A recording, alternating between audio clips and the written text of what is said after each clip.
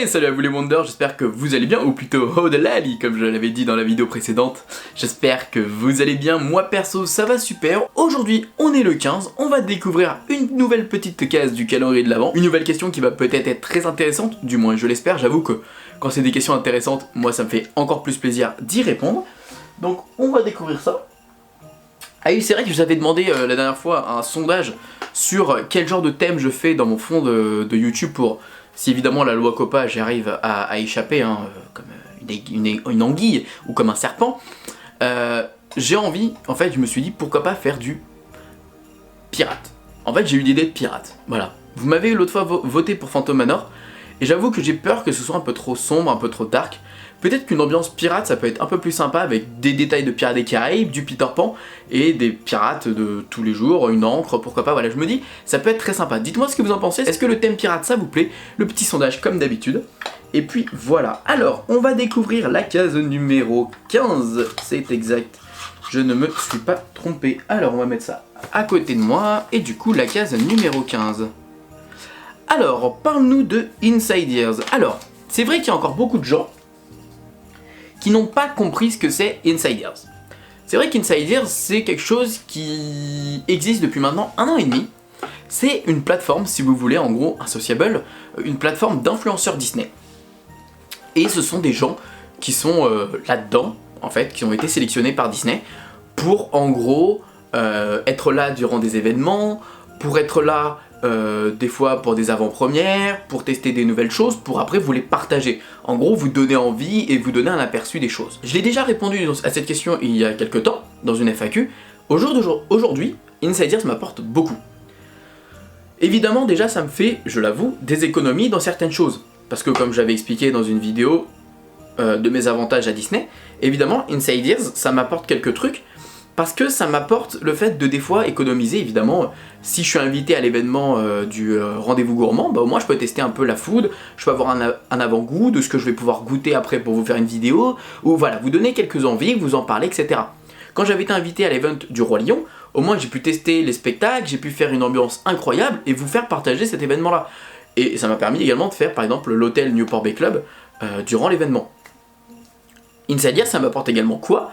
Des fois on a des avant-premières sur des sorties de collection, on a des annonces sur des sorties de collection, on a des annonces sur les réouvertures d'attractions, les fermetures, enfin honnêtement, Inside Ears nous apporte beaucoup en termes de nouveautés, d'annonces, d'informations, et c'est vrai que c'est plutôt sympa au moins pour vous partager tout ça, vous en parler soit en vidéo, soit en post Instagram. J'avoue que je suis un peu moins présent sur les reposts Instagram parce qu'il y en a déjà beaucoup qui le font très très bien, mais quand j'ai l'occasion d'en parler en vidéo, en tout cas voilà, je prends les informations d'Inside Ears, parce que de toute façon, 95% du temps, c'est des infos à 100% sûres. Je crois que depuis que je suis sur Inside Ears, il y a peut-être un ou deux trucs qui ont été un peu retardés ou autres, et bon, bah ça pas, voilà, ils nous l'ont annoncé tout de suite après. Mais voilà, en tout cas, Inside Ears, c'est ça, c'est une plateforme qui réunit plein d'influenceurs, que ce soit YouTube, Facebook, Instagram, Twitter, je crois même peut-être, si je dis pas de bêtises, non, TikTok, je sais pas, j'ai un doute. Mais voilà, ça regroupe plein d'influenceurs Disney, et ils sont contactés au fur et à mesure, voilà.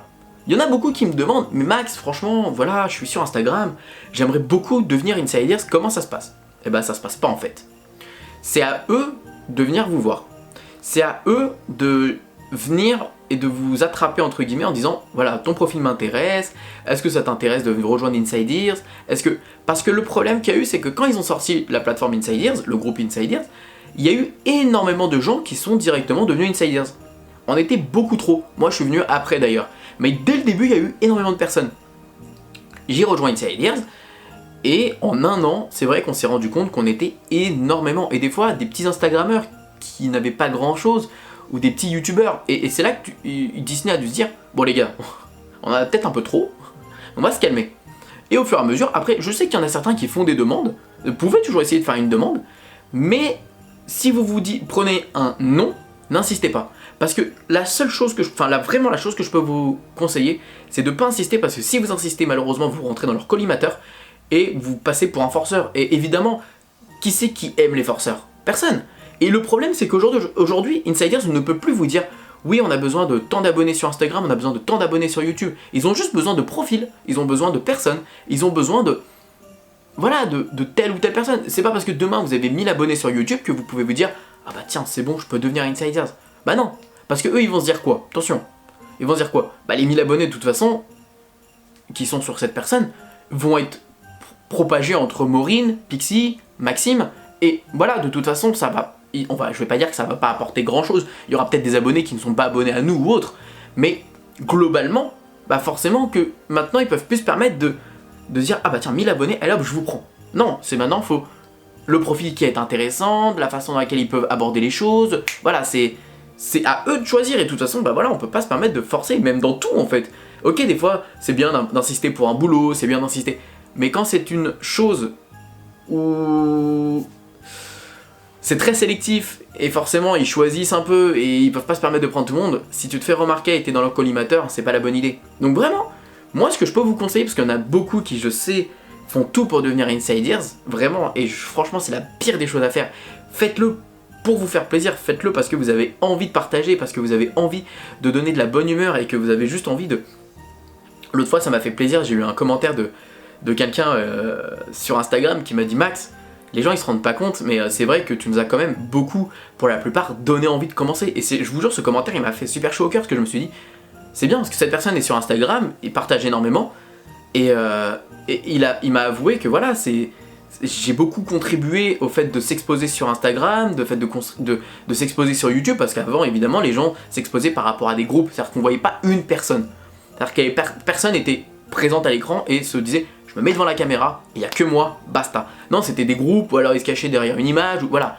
Donc c'est vrai que ça m'a fait plaisir que quelqu'un me dise ça, et j'ai pas envie que les gens fassent pareil, s'identifient entre guillemets à moi pour devenir insiders.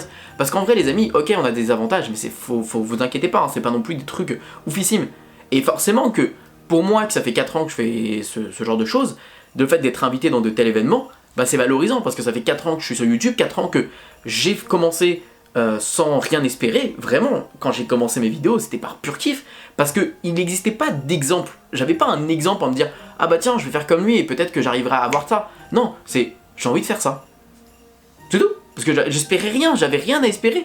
J'avais pas d'exemple à me dire, ah bah tiens, ce serait trop cool, je suis invité à cette avant-première, ce serait trop cool, je suis invité à ça.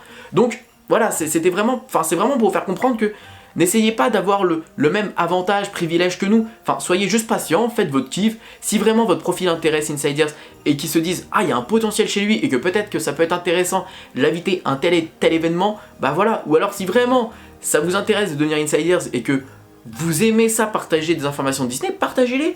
Et peut-être qu'un jour Disneyland Paris se dira ah bah ouais voilà clairement. C'est vrai que sa façon de partager les choses c'est intéressant et peut-être qu'il peut nous apporter durant des événements. Voilà, simplement.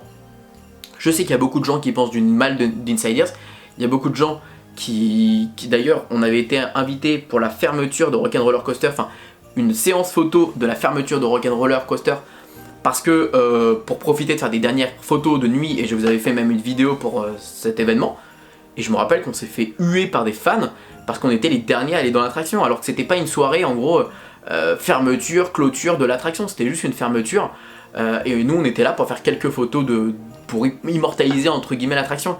Alors voilà, c'est évidemment, enfin mettez-vous à la place de Disney, si jamais ils faisaient une fermeture, parce que les gens ils ont été habitués à avoir une fermeture pour Armageddon. Évidemment, s'il y a une fermeture pour Armageddon, c'est pas pourtant qu'il va y avoir une soirée pour toutes les fermetures d'attractions. Armageddon, on est d'accord que le public pour Armageddon et le public pour Rock'n'Roller Coaster, il y a une différence. Enfin, imaginez, tous les fans de Disney n'auraient pas pu être invités à l'événement pour Rock'n'Roller Coaster s'ils avaient fait une soirée événement.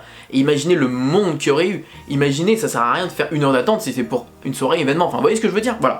Donc évidemment, faut poser le pour, le contre, faut comprendre que c'était pas une soirée de fermeture, que c'était juste là pour qu'on puisse faire des photos, comme on a déjà eu plein d'événements par la suite, et comme là c'était la fermeture de celle-ci, ils se sont dit, bah comme on n'aura pas eu l'occasion de le faire, et que évidemment Rock'n'Roller Coaster de nuit c'est très beau, avec les éclairages à l'extérieur, bah ils avaient fait un événement, et bon j'ai trouvé ça inadmissible quand même qu'on se fasse huer. Il y en a certains qui disaient ouais j'espère que les wagons vont se détacher, que voilà clairement c'est de la méchanceté gratuite, et c'est vraiment... je sais pas, c'est malsain, c'est méchant, c'est comment tu peux penser comme ça? C'est ça qui me dérange en fait dans cette communauté de fans de Disney. Et malheureusement, c'est la vie et que veux-tu? Si les gens sont vraiment méchants, bah écoutez. Mais bon voilà, tout ça pour vraiment parler de ce groupe Insiders. Moi j'avais, moi-même le premier, j'avais pas un bon une bonne approche de ce groupe, de cette structure, et honnêtement je suis vraiment content, et au fur et à mesure ils arrivent à nous proposer des choses vraiment super sympas, et franchement je les remercie énormément parce que oui, comme je l'ai dit, c'est un privilège pour moi de faire depuis 4 ans, 5 ans, 4 ans et demi maintenant des vidéos, etc. J'en attendais rien, et c'est une récompense de me dire je suis invité à tel ou tel événement, voilà, clairement. Donc pour ça je vous remercie Disneyland Paris, et merci de nous apporter des informations intéressantes pour partager à notre communauté. Parce qu'avant fallait qu'on se débrouille et c'était horrible. Avant c'était à base de rumeurs, d'ailleurs on pourrait en faire une vidéo sur les top 10 des pires rumeurs de Disneyland Paris. Donc voilà, je vous fais des bisous les amis, on se dit à bientôt, et bref sur ce, on se dit que tout le monde a le droit de rêver, alors pourquoi pas vous.